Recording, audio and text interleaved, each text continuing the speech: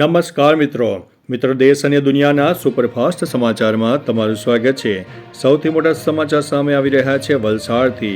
આપના કાર્યકરો ભાજપમાં જોડાયાની વાત પાયા વિહોણી જોવા મળી છે। વલસાડ ખાતે ભાજપના કાર્યક્રમમાં આપના 300 થી 400 કાર્યકરો જોડાયા હોવાના અહેવાલોને વલસાડ આપ પ્રમુખ જીતુ દેસાઈએ પાયા વિહોણા ગણાવ્યા છે। તેમણે જણાવ્યું છે કે આ દાવામાં કોઈ તથ્ય નથી અને બીજેપી દ્વારા આપ કાર્યકરોનું મનોબળ તોડવા માટે ભ્રામક પ્રચાર કરાઈ રહ્યો છે।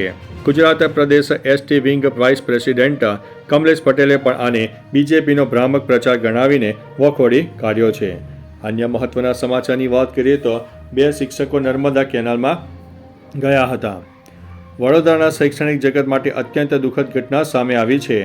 રવિવારે પાવાગઢ દર્શન કરીને વડોદરા પરત ફરી રહેલા 4 શિક્ષક મિત્રોમાંથી 2નું નર્મદા કેનાલમાં તણાઈ જવાથી મોત નીપજ્યું છે। જલોદ પોલીસ સ્ટેશન હદમાં ખાંડીવાડા પાસે હાથ અને પગ ધોવા રોકાતા રાહુલ યાદવનો પગ લપસી પડતા કેનાલના વેગીલા પ્રવાહમાં તણાયા હતા। મિત્રને બચાવવા કૂદેલા શુભમ પાઠક પણ તણાઈ ગયા હતા। અન્ય મહત્વના સમાચારની વાત કરીએ તો બિગ બોસ ફેમ જય દુધેનાની પોલીસે કરી છે ધરપકડ। બિગ બોસ મરાઠી સિઝન 3 અને સ્પિટ્ટવિલા 13ના વિજેતા જય દુધોજનને 5 કરોડના ફ્રોડ કેસમાં મુંબઈ એરપોર્ટ ઉપરથી ધરપકડ કરવામાં આવી છે। થાણેના ફિટનેસ ટ્રેનર, મોડેલ અને અભિનેતા જય પર ફરજી દસ્તાવેજો વડે કોમર્શિયલ મિલકતો વેચીને ખરીદારો સાથે છેતરપિંડી કરવાનો આરોપ છે। પોલીસે જયની અટકાયત બાદ તેની માતા, બહેન, દાદી અને દાદાની પણ પૂછપરછ કરી છે અને આ કેસમાં વધુ તપાસ ચાલી રહી છે।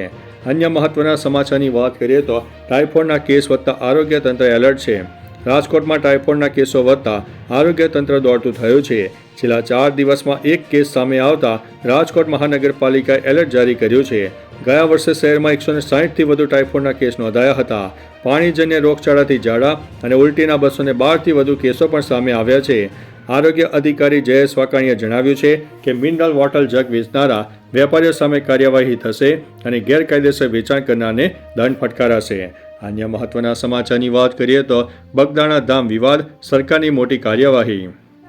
29 ડિસેમ્બરે 8 શખ્સો દ્વારા નવનીત બાલદિયા પર થયેલા હુમલાને લઈને રાજ્ય સરકારે એસઆઈટીની રચના કરવા આદેશ આપ્યો છે। હુમલામાં લોક કલાકાર માયાભાઈ આહિરના પુત્ર જયરાજ પર ગંભીર આક્ષેપો થયા છે। આ ઘટનામાં પોલીસની કામગીરી સામે સવાલો ઉઠતા પીઆઈ ડીવી ડાંગરની બદલી કરી હતી। પુરુષોત્તમ સોલંકી અને કુંવરજી બાવળિયાએ સીએમને રજૂઆત કરતા એસઆઈટીની રચના થઈ છે। અન્ય મહત્વના સમાચારની વાત કરીએ તો ઓએનજીસી ગેસ લીકેજ, ઘણી જગ્યાએ આગ લાગવાની ઘટના બની। આંધ્રપ્રદેશના આંબેડકર કોનાસીના જિલ્લામાં ગેસ લીકેજની ઘટના બની। જિલ્લાના રાજોલુ શહેરના ઈરુસમુંડા અને માલિકીપુરમ વિભાગમાં ઓએનજીસી ગેસ લીકેજની વ્યાપક ગભરાટ ફેલાયો છે।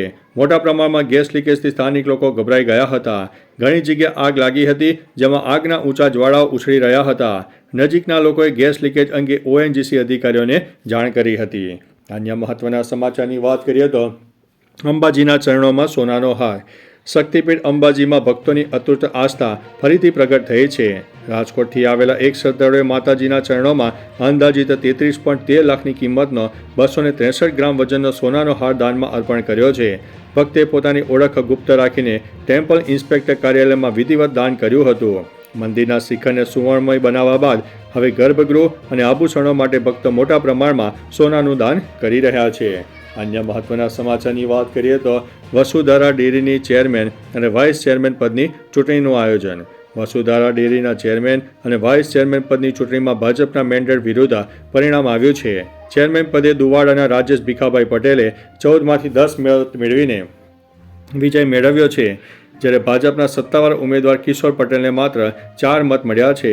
વાઇસ ચેરમેન પદે સીતાબેન જાદવે 9 મત મેળવીને વિજેતા બન્યા છે, જ્યારે ભાજપ પ્રેરિત કલ્પનાબેન બિસરાનો હારનો સામનો કરવો પડ્યો છે। તો ચાલો મિત્રો, ફરીથી દેશ અને દુનિયાના સુપરફાસ્ટ સમાચાર લઈને મળતા રહીશું। ત્યાં સુધી અમને રજા આપશો। નમસ્તે।